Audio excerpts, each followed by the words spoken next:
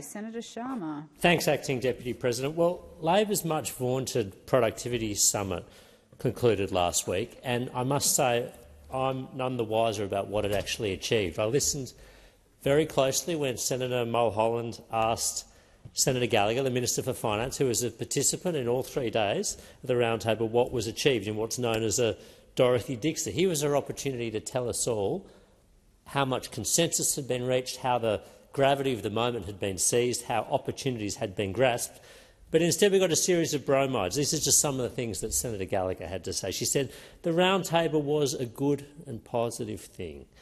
She said that people wanted to lean in and be part of the discussion. She said there was a high level of buy-in. Now, that all sounds very worthy, but a high level of buy-in to what? What was achieved? What was discussed? We had 29 hours of discussions. We had, apparently, 327 different contributions from participants. We had 3 days of talks with many of the government's most senior ministers. We have a 14-page transcript of a concluding press conference that the Treasurer, Jim Chalmers, held. But we are none the wiser as to what has been achieved. And in fact, what has been achieved, what the government has paraded as an achievement, is underwhelming to say the very least. Now, let me hone in on one particular element of this summit, which is fiscal sustainability. This was meant to be the entire focus of day 3 of this summit.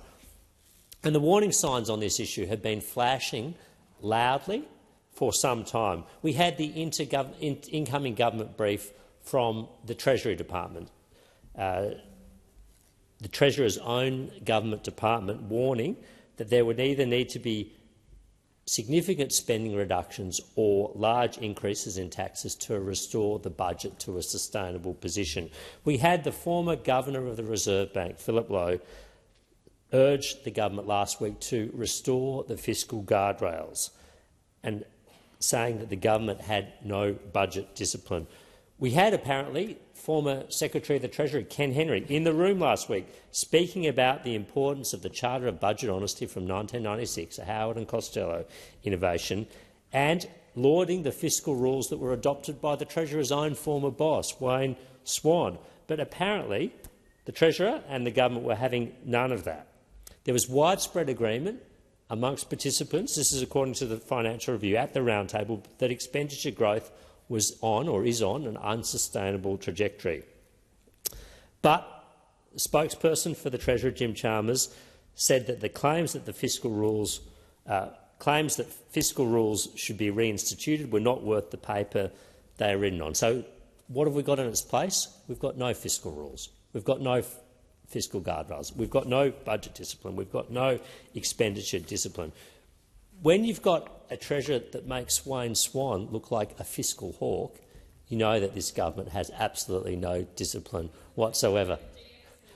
Wayne Swan introduces fiscal guardrails. Jim Chalmers' spokesperson says they're not worth the paper they're written on. Wayne Swan, a fiscal hawk. I'd never thought I'd see the day, but so it has come to pass. So what have we seen achieved? Well, some discipline imposed on government spending? No, big donut.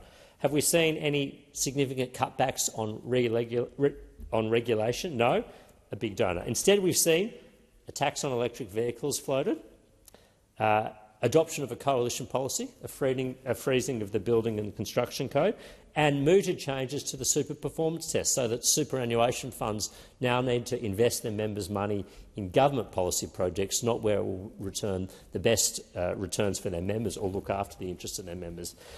Acting Deputy President, Australia's economy is stagnant. Our living standards are deteriorating. Our business conditions are terrible. Our productivity is going backwards. This is the burning platform scenario that we were presented with as the foreground to this so-called productivity and economic reform roundtable. We had some of the best minds in the country there. We had business leaders, economists, think tankers, others willing to share their ideas, willing to make some suggestions, but the government was unwilling to take any of them. So instead, After 3 days, after 29 hours of discussions, after 327 different contributions, after about a dozen press conferences by Jim Chalmers, we're left with a tax on electric vehicles, a coalition policy and changes to the super performance test. This does not rise to the gravity of the challenge that the Australian economy faces right now. Thank you, Senator Sharma. The time for the discussion has expired. The Senate will now consider the proposal from Senator Lamb.